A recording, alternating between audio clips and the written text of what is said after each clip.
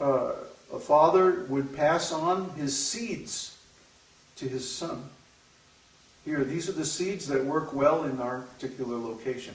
We've bred these seeds for generations and generations to do well in this particular place and climate, this soil, this environment. But now all the seeds are produced by some central company. Nobody's producing seeds locally, and now even the rascal companies, they want to make seeds that don't produce any further seeds. Why? So the next year they can sell their seeds again and again and so on. So they're cheating. They're cheating. They're using this expert biological engineering and so on just to cheat people. If they use it for something good, that would be all right, but they're using it for cheating. So, yeah, they deserve to go out of business, just like the car companies. The car companies in the U.S., they make such crappy quality automobiles that nobody wants to buy them. So all the sales go to the Japanese and Korean and Chinese companies. And now they're almost broke, so what do? They go to Washington, oh, please give us millions and billions of dollars so that we don't go bankrupt. Well, wait a minute. Why didn't you just design good cars that the people want to buy? Why do you keep the same old 10, 15, 20-year-old technology? Why don't you adapt to the changes that are happening? Get with the times instead of behind them. Why don't they build electric cars and solar cars and steam cars and whatever kind of cars? Why aren't there 50 or 100 car companies in America today? There used to be. Guess what? In 1929, just before the big stock market crash, there were over 1,000 automobile companies in the U.S. Each one had their own technology, their own features, their own dealers, their own completely separate networks, like that. And that innovation is what created the American automobile of the 1930s and 40s, which was way ahead of anybody else's. But then, all those businesses, all those companies were consolidated by cheating business practices. They forced the small companies out of business or purchased them, bought them, merged with them, and formed these big companies. The problem with big companies is they cannot keep up with the changes. The changes now are accelerating. We've been saying this for years now, and it's actually happening. Before you thought we were just maybe trying to use scare tactics to fool everybody into hearing our teachings. But now you can see it on the news every day. The companies are failing. The banks are failing. Why? Because they're dishonest, they're cheating, and they're not keeping up with the changes. So, material knowledge is always subject to obsolescence because of change. But spiritual knowledge is never obsolete, because spiritual knowledge is eternal. We have said this over and over and over again. So please understand, everyone should be raising their own food. If you're not planting a garden, if you don't have, or at least a neighborhood garden co-op or something like that, you're going to be caught flat-footed when food prices go through the roof next year. They're already predicting 100% inflation of food prices in the next year. These are hard-headed, down-to-earth, practical, professional economists who are predicting this, not wild-eyed conspiracy theorists on YouTube. Okay? These are the authorities, the so-called establishment. They're predicting. So please take this advice. Start learning how to raise your own food now. Get a little piece of land or get together with 3 or 4 friends and lease a small lot and plant vegetables. Start learning how to do it.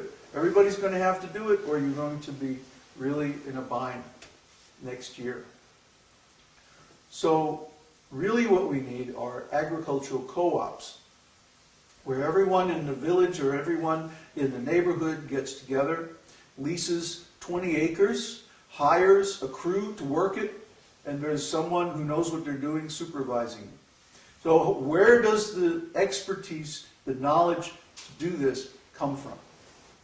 The answer is, it's not there.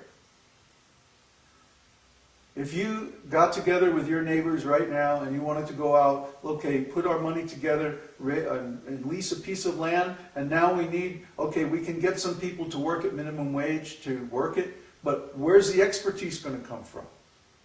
Where's the chief gardener who can design the crops and the whole thing?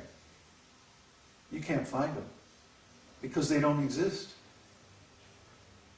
So as the pressure tightens and makes the demand for local grown produce increase more and more, where is it going to come from? Where are the expert gardeners that are needed to create this revolution so everybody doesn't go broke just buying salad at the local store? Well, the answer is we have to create a school to produce those people. Right now, believe it or not, there's a tremendous fad going amongst the young people in the U.S.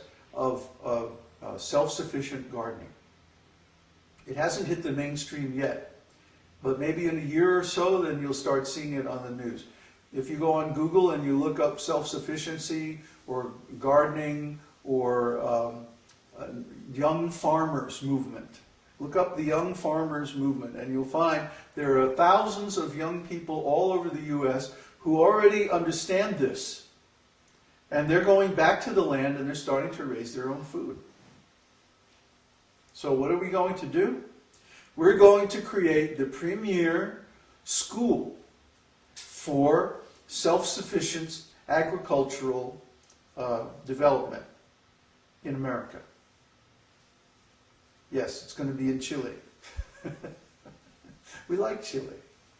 The climate is good, the people are friendly, and we have a good situation here because costs are very low compared to the U.S. If we wanted to do a project like this in the U.S., it would cost millions of dollars just to buy the land alone. What to speak of the promotion, the development, the whole thing. So what we want to do is buy a piece of land here in Chile and develop it a little bit, put some simple residential quarters on there.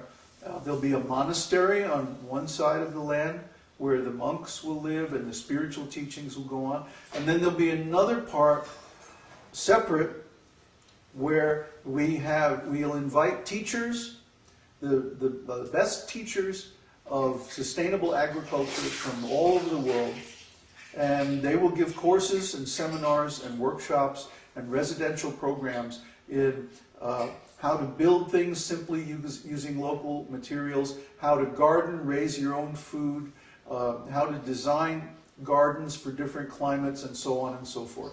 All these different topics. And we'll have people come from all over the world to take lessons with our school. So our school will become known as the premier Institute for Sustainable Agriculture. Right now, where is there a school you can go to and learn sustainable agriculture? There are very few of them. Literally just a handful, maybe 5 or 6 in the whole world. So this is a great need, a tremendous need. And we want to fill this need proactively. As usual, we're looking at the future, knowing the trend. But in this case, the trend is very easy to spot. Now the question is, where is the money going to come from to buy the land and develop the whole scene? Well, that's simple too. You know, we've been working on stock trading.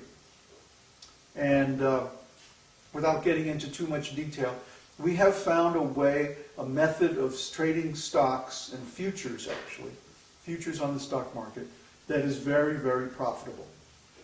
And we're about to begin a trading program. Without getting into a lot of detail on it, we're basically using computers. Computers are very good at analyzing data and forecasting things.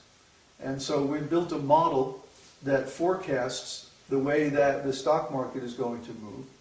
And basically it's based on the idea of reversals. Why do people lose money in the stock market? Because it goes up, and just as people say, oh, it's going up, let's buy into it, it goes down. And then it starts going down, down, down, and people say, oh boy, it's going to crash. Let's short the market. And then what happens? It goes up. This is not an accident, folks. I was reading an article the other day on the Chicago Board of Trade website.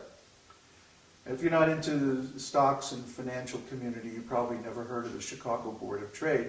But they are an official stock exchange, and they issue what are called E-mini contracts. And this is what we trade.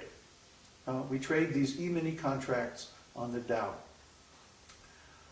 So I was reading this article, and here's an analyst saying, right on the Chicago Board of Trade website, the official website for the stock exchange that issues the securities that we're trading, and he says, the stock market is designed to fool small investors into losing their money. He says it.